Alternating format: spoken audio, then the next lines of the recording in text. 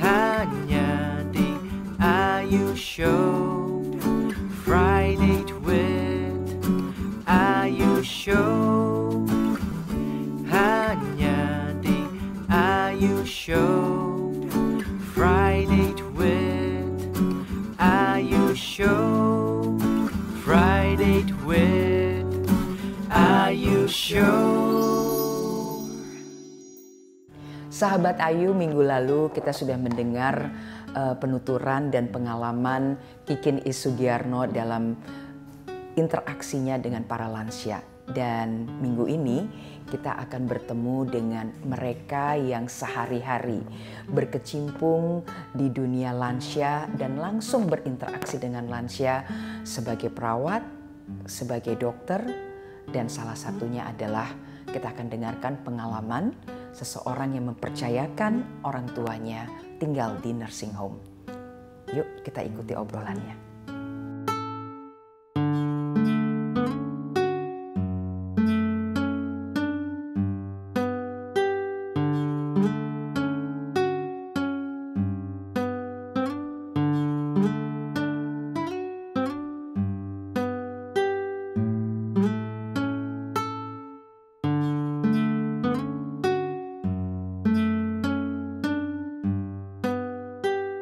Saya ingin tahu mengapa Bu Ana lebih memilih menjadi perawat, kepala perawat di nursing home daripada di rumah sakit.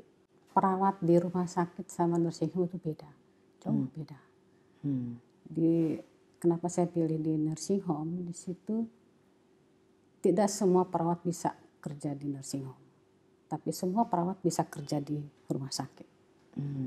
Karena di nursing home ini harus punya feeling khusus gitu loh, perasaan yang khusus, keterikatan dengan, kalau di rumah sakit pasien ya, tapi kalau di kita penghuni itu lebih lama dan lebih dalam. Beda dengan di rumah sakit ya hanya selewat aja, kasih obat, kasih makan, gitu. Kalau kita enggak, kita penuh dengan sentuhan dan touchingnya gitu. Jadi kita lebih mengutamakan menghormatinya, menyayanginya gitu. Beda dengan di rumah sakit. Kalau di rumah sakit makan yang nggak habis tinggal diambil sama orang-orang atau petugas gizi. Kalau di kita enggak, kita kasih makan bisa sampai 1 jam lebih.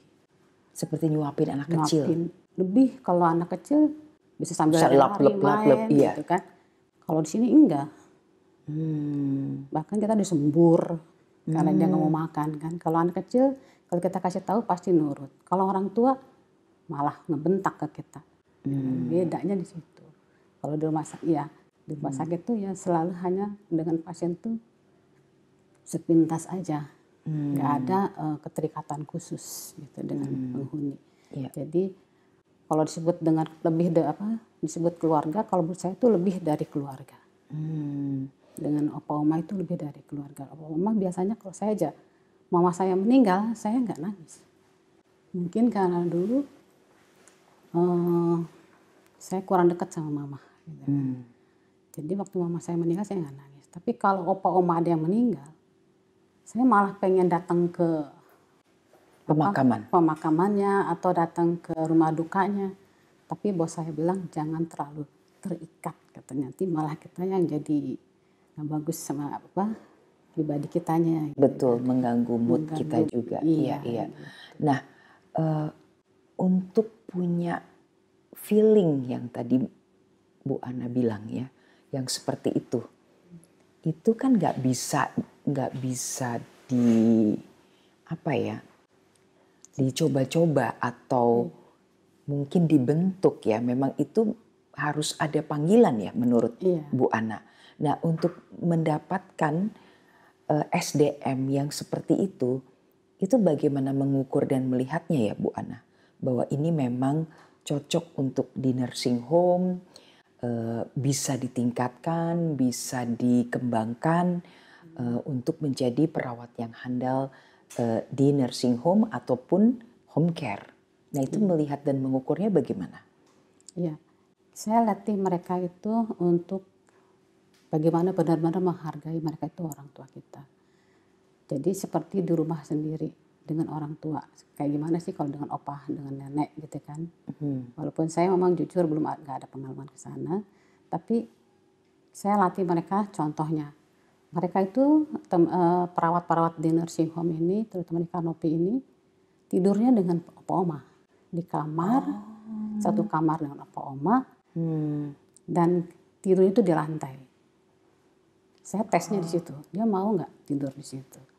Dan di bawah ranjangnya opa oma, karena kalau opa omanya turun dari ranjang, yang diinjak kita duluan. Yang diinjak? Iya, itu udah sering, diinjak tuh sering banget. Artinya kita terbangun, mau opanya turun atau apa. Iya, soalnya bahaya kan kalau kita tidak terbangun, opa oma yang butuh yang bantuan demensia, kan. Iya.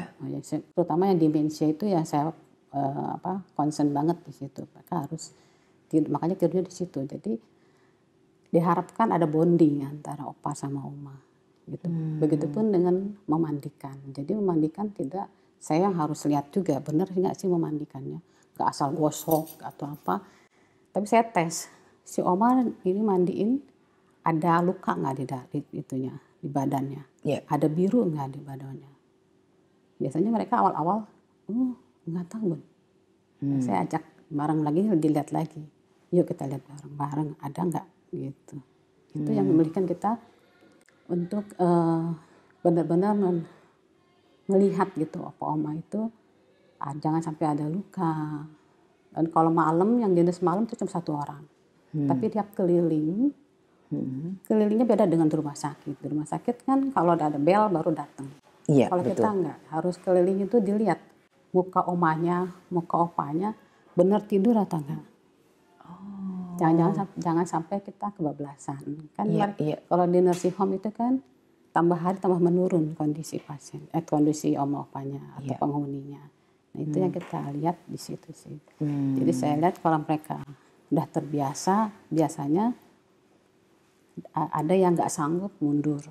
Dan itu nggak sedikit banyak yang mundur. Lebih banyak ya menyelesaikan kontrak sudah gitu kan. Iya. Nah, tapi banyak juga yang ya alhamdulillah puji Tuhan sih yang lanjut gitu. Dan mereka merasa udah terikat sama opa oma. Bahkan kalau libur katanya dulu kan ada libur cuti, nggak tega ya. Cuti pulang tuh masih terngiang-ngiang gitu.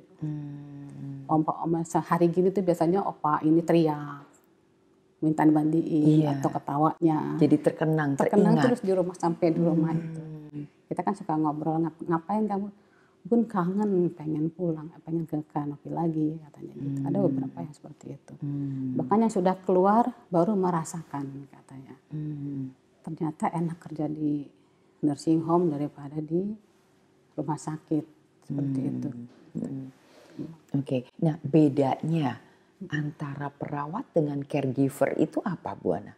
Kalau sebetulnya sih dari latar belakang pendidikan. Tapi untuk perasaan atau feeling untuk di nursing home sendiri itu sama ya? Sama, nggak ada bedanya. Hanya latar belakang pendidikan dan keterampilan yang tidak boleh dilakukan oleh caregiver. Karena caregiver kan lulusan SMU. Sedangkan kalau perawat itu ya lulusan D3 atau S1 keperawatan. Dia dapat ilmu lebih khusus daripada caregiver. Tapi kalau untuk merawat opa oma sama. Karena kadang-kadang lebih bagus caregiver daripada perawat. Tapi saya usahakan semua sama sih. Bagi tugasnya. Iya. Apa pengalaman yang paling berkesan dalam kehidupan Bu Ana menjalankan tugas dulu sebagai perawat dan sekarang sebagai kepala perawat? Ya, yang utama sih merasa lebih dihargai.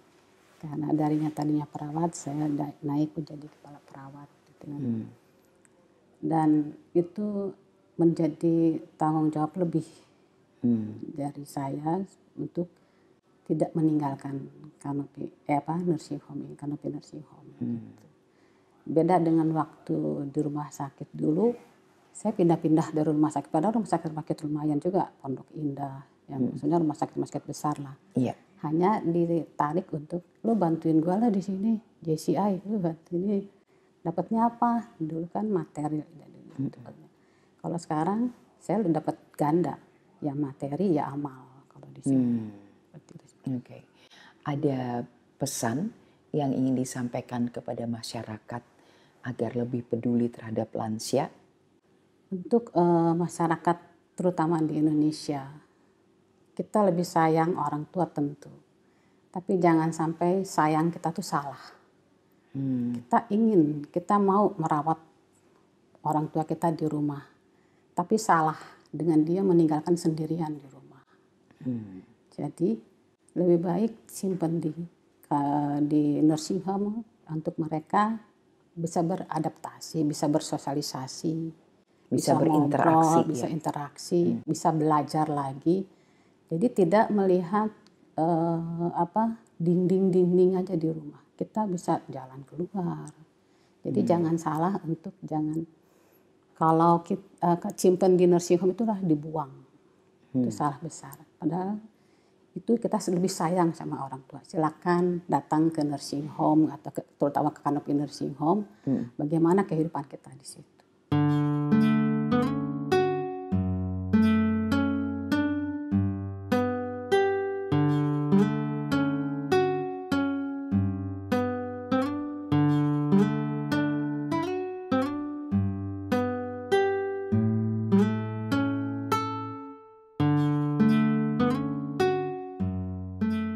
Dokter Mulia boleh sharing pengalaman suka duka dalam merawat para lansia sebagai penghuni nursing home. Iya Bu Ayu, kita mulai dari dukanya dulu ya.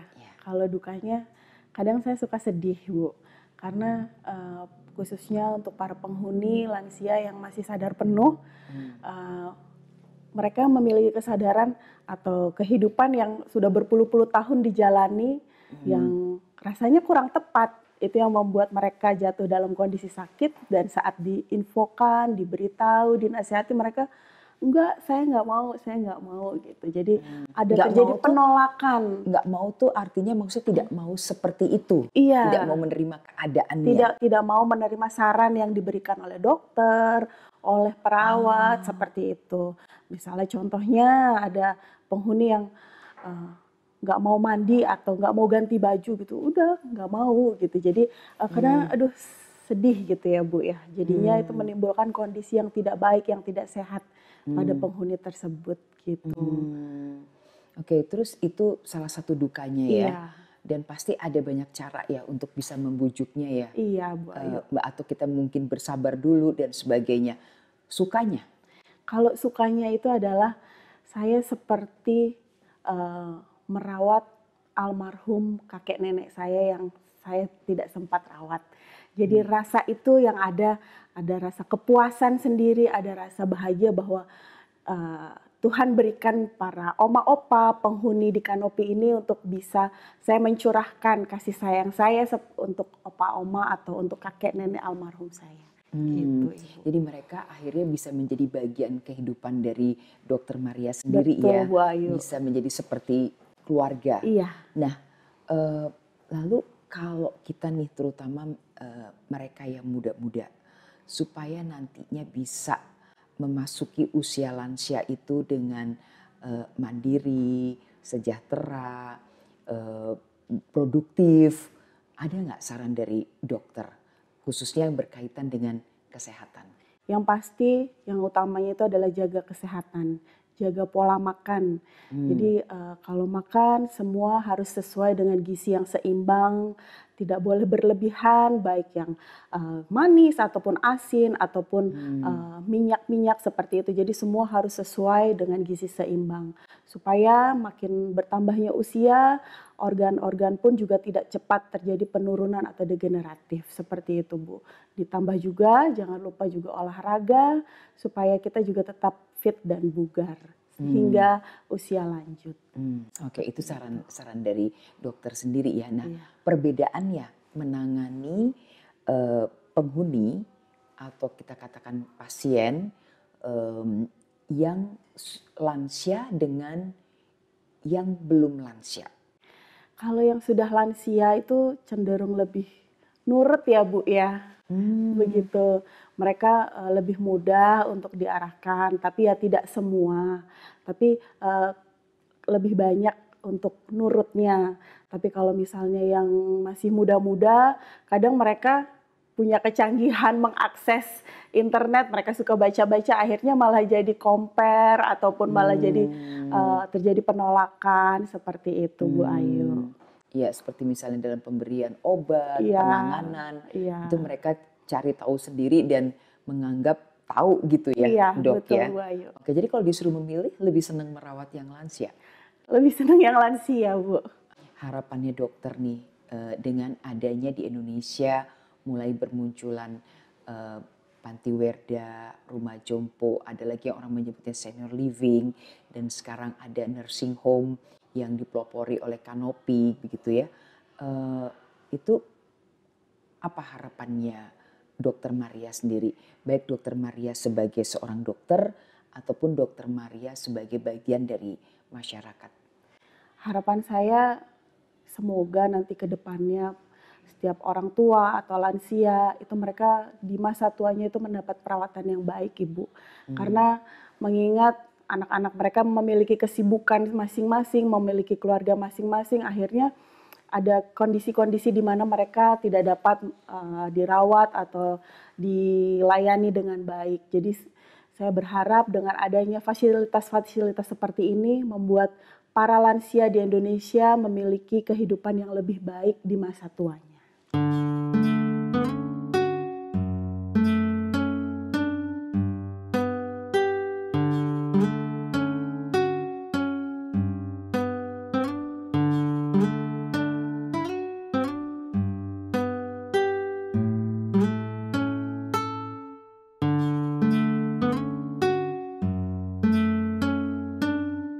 Pak Endro, tentu kita ingin lebih meningkatkan lagi perhatian kita kepada lansia. Nah, menyambung pembicaraan minggu lalu mengenai Hari Lanjut Usia Nasional, saya mendengar bahwa Pak Endro itu sempat menitipkan orang tua Pak Endro di nursing home. Di mana masih ada stigma nih di masyarakat kita di Indonesia bahwa kalau bisa orang tua harus kita sendiri yang menangani, kita sendiri yang merawat, sampai di sisa akhir hidupnya. Dianggap suatu dosa misalnya. Ya, ini ekstrimnya Pak Endro, kalau kita menaruh orang tua kita di rumah jompo misalnya, atau di rumah perawatan seperti di nursing home. Apa yang membuat Pak Endro mempunyai keberanian untuk mempercayakan orang tua Pak Endro di nursing home, tinggal di nursing home? Jadi keberanian saya pada awalnya itu adalah memang seperti culture-nya kita lah ya. Itu memang orang tua kita juga kalau kita titipkan ke tempat itu adalah suatu yang tanda kutip kebudayaan kita bilang bahwa kita nggak mau ngurus orang tua lah ya. Tapi namun pada saat itu saya mempercayakan juga untuk melakukan hal ini, memberanikan ini karena kebetulan penyakit dari papa saya itu sangat krusial. Jadi pada saat itu dia dianalisa oleh dokter bahwa papa saya kena kanker pankreas. Jadi kanker pankreas itu membutuhkan perawatan yang berkelanjutan. Nah, pada prinsipnya kanker pankreas itu menurut orang-orang yang telah mengalami, papanya sampai dirawat ke Jerman, ke Singapura, udah habis-habisan duit, itu memang nggak ada obatnya pada saat itu. Nah, dari situ, karena saya sendiri tinggal di Bogor, orang tua di Bogor, saya di Jakarta, dan juga perawatan waktu itu di Rumah Sakit Mitra Keluarga Kelapa Gading. Nah, di situ saya mencari tempat yang paling dekat untuk papa saya singgah dan untuk bolak-balik kalau ke rumah sakit, gitu loh. Jadi memang itu satu sisi kita juga, saya sama adik saya, kita berdiskusi bagaimana kita jalan keluar yang terbaik untuk papa pada saat itu. Ya. Jadi memang kita akhirnya saya karena ketemu dengan Kanopi, Geria Kanopi, dan kebetulan Pak Kikin teman adik saya sebelumnya. Nah, kita coba, adik saya coba eksplor ke Pakikin. Nah, kebetulan tempat Pakikin itu adanya di daerah sini, daerah Rawamangun. Waktu itu masih di Gria Kanopi, ya kan? Iya. Nah, kita kebetulan survei dan kita juga dapat satu perlakuan dan juga mendapatkan satu bukan fasilitas saja, tapi kebersihannya dan juga kelihatan bahwa Gria Kanopi saat itu memang mencoba untuk melakukan yang terbaik untuk orang-orang baik yang sakit maupun dengan ketergantungan rendah, tinggi dan sedang gitu kan. Nah, itu yang sebenarnya melawan itu. Namun kalau saya lihat kebutuhan di Indonesia saat ini itu memang satu sisi budaya ya, tapi lama-lama kebutuhan itu akan terus meningkat seperti di negara-negara lain seperti yang sebelumnya saya di Eropa, di Belanda atau ini segala, itu memang kalau di sana begitu umur 65 ke atas itu bahkan mereka tuh untuk antri atau daftar di namanya Bejaardentehuis kalau di Belanda ya. Jadi itu yang mereka semua itu karena kenapa orang tua itu tidak mau bergantung sama anaknya. Gitu loh. Jadi mereka ada kesadaran di situ, baik yang kalau sakit itu yang disebut nursing home, kalau yang sehat itu disebut kayak senior living lah di sini gitu loh. Nah, itu yang membedakan itu. Namun saya lihat di Indonesia, kita lihat kemarin dengan program keluarga berencana yang sekarang kelihatan impact-nya nih bahwa anak itu sedikit kan? Iya, cuma ya kan? dua atau tiga kan? Iya, kan? Bahkan satu. Setuju. Nah, ujungnya kan akhirnya mereka ini kan juga harus merawat orang tua, merawat anaknya, mereka sendiri dua-duanya suami istri bahkan kerja, ya kan? Dan mereka juga kan satu nggak punya waktu, ya kan? Yang kedua nggak punya expert, yang ketiga nggak punya perhatian juga untuk orang tua yang memerlukan perhatian dengan ketergantungan baik rendah, sedang maupun tinggi kan. Jadi pada prinsipnya mereka mau nggak mau ke depannya memang akan menjadi kebutuhan untuk menggunakan jasa baik senior living mau untuk yang sehat maupun nursing home untuk yang sakit. Gitu loh. Itu sih menurut saya. Iya. Gitu. Nah, pengalamannya Pak Andrew sendiri ketika akhirnya memutuskan ya, mempunyai keberanian memutuskan itu, adakah penyesalan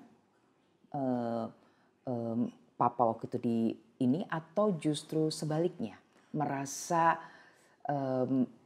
nyaman dan Papa sendiri juga merasa bahwa berada di tempat yang aman untuk beliau dalam kondisi seperti itu. Pada saat itu setelah itu pun saya sekeluarga karena kita sudah discuss dulu dengan ibu saya dengan adik saya itu tidak ada sama sekali penyesalan. Namun kita ngerasa tertolong gitu loh. Tertolong dengan ternyata tuh ada kegiatan yang untuk merawat Papa itu ini yang seperti Gria Kanopi atau nursing home seperti Kanopi nursing home gitu loh. Nah itu yang tadinya kita nggak pernah tahu terus terang. Jadi kita begitu tahu di situ, jadi kita titipkan dan kebetulan kita kenal juga baik dengan pendirinya Pak Kikin ya. Jadi kita juga coba untuk merasa nyaman lah karena kita merasa bahwa ada yang take care, tapi yang take care itu bukan orang yang kita nggak kenal. Dan saya tahu juga dari adik saya bahwa Pak Kikin memang mendedikasikan dia punya hidup dari bisnis, dari di keuangan menjadi ke perawatan atau pelayanan kepada orang tua, khususnya lansia yang sakit. Jadi pada saat itu sama sekali nggak ada penyesalan, namun kita sebagai anak pada saat itu justru berterima kasih sekali dengan Kanopi Nursing Home pada saat itu atau Gria Kanopi, dan pada saat itu atensinya itu saya lihat Papa memang kemungkinan untuk sembuhnya susah ya karena pankreas itu biasanya umurnya tuh cuma paling panjang 8 bulan. Gitu. Jadi pada saat itu saya tahun baru Chinese ya di 2002 pada saat itu Februari itu saya ketemuin Papa jatuh dan juga ini dan semua orang udah bilang dulu pasti nggak ini kita udah mati ini udah berusaha sekeras ini biaya udah sebesar apapun malah pendiri Mitra Keluarga Kelapa Gading tuh dia coba untuk papanya seperti itu namun dia pakai morfin pakai ini sekian macam-macam lah ya udah dari Jerman dari ini namun akhirnya paling panjang dia 10 bulan sedangkan papa saya persis di Februari di Oktober meninggal. Walaupun pada saat itu udah ada satu pengobatan yang disebut TACI, ya TACI itu, jadi itu dioperasi, dikurung di dalam satu ini, terus dilemparin obat gitu. Jadi mereka lokalisir kansernya, langsung di ini. Namun habis itu dia bertahan itu kayak orang real life. Real life itu selama, jadi begitu ditaci di bulan Maret, dia sampai bulan Mei itu kayak hidup, wah seger sekali, Papa udah jadi kayak orang normal aja gitu loh. Namun setelah itu baru habis setelah Mei itu, nah itu langsung drop terus ini, dan yang nggak ketolong itu adalah kanker itu udah menyerang di bagian paru-parunya pada saat itu. Menurut Pak Andrew, perhatian seperti apa yang sebaiknya kita sebagai masyarakat itu memberikan hal yang lebih kepada lansia? Perhatian yang paling utama adalah kita satu care kepada orang tua kita, karena kita melihat terutama itu perlakuan kita tuh di tanda kutip di Indonesia, di masyarakat Indonesia terhadap orang tua tuh terus terang masih sangat memprihatinkan. Contoh misalnya fasilitas negara juga, misalnya kita kalau orang tua kalau di Indonesia nggak punya kendaraan umum, nggak punya kendaraan pribadi, nggak punya supir, itu nggak ada fasilitas yang pemerintah menyediakan, misalnya naik bus. Kalau orang tua naik bus itu kalau di luar ya, saya beberapa kali atau di Belanda khususnya, itu supirnya pun lagi nyetir dia akan turun, dia akan angkat orang tuanya, dia bawa itu, dan terus mengasalah tempat duduk juga kan. Tempat duduk di bus, begitu kita lihat ada orang tua masuk, kita yang anak muda duduk tuh nggak usah disuruh, langsung berdiri dan gitu kan. Tempatnya. Iya, dan juga fasilitas-fasilitas kita kalau misalnya ke restoran, kemana itu pasti ada. Nah, namun yang paling penting itu adalah kita sebagai anak itu, kita dengan kasih kepada orang tua dan juga care kepada orang tua, baik orang tua kita langsung, mertua, maupun orang tua yang di sekitar kita lah. Karena saya ngelihat terus terang perlakuan dari, minta contoh ya, kita lihat di panti jompo yang dikelola oleh Pemprov, itu sangat memprihatinkan sekali sih. Dia punya tempat pantinya itu gitu loh. Jadi ini yang saya lihat memang PR kita banyak sekali untuk lansia, dan ya mungkin pemerintah saat ini juga udah sangat gigih juga ya kalau kita dengar dengan program-program yang apalagi menjelang Halun itu kan banyak untuk mereka lebih memperhatikan orang tua dan lansia yang tanda kutip yang sakit lah ya, karena dari sebesar 85% kan masih bisa mandiri dan sehat, sisanya kan sakit tuh gitu loh ya kan, ya 15% sehat, sisanya 85% membutuhkan perawatan karena sakit maupun udah tidak bisa mandiri gitu kan, seperti itu. Betul.